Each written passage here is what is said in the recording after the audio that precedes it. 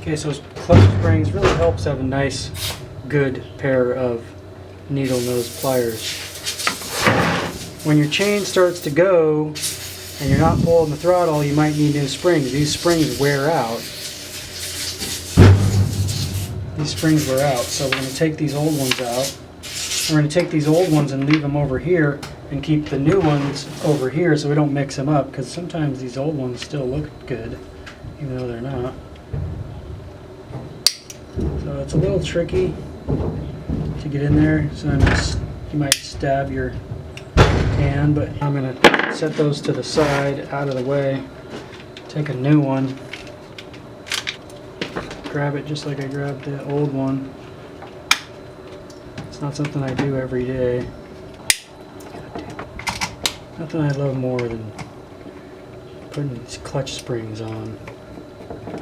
Take that there, and then the third person here, push that. Third person pushes that down. Okay. And that's, so it always helps with a second person. Oh, another new spring. Is that the same spring? Yeah.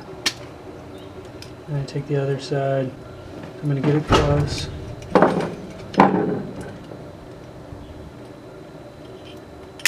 Oops. Okay, go ahead. Nice, and he almost stabbed my hand, but that's the chance you take. Now, which one is the old one? I think it's that one. This is the old one. You never want to change just one spring, because then the others will wear out just even faster. So you got to change all three out.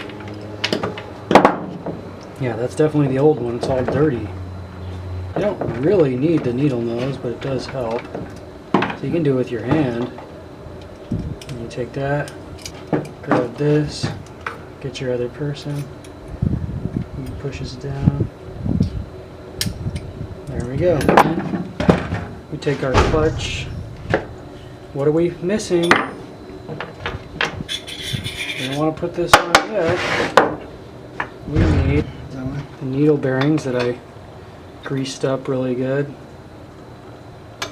And you just take your thumb and kind of squish it in there and roll it. Do this anytime you cut palms. Thank you for watching. Be sure to like and subscribe.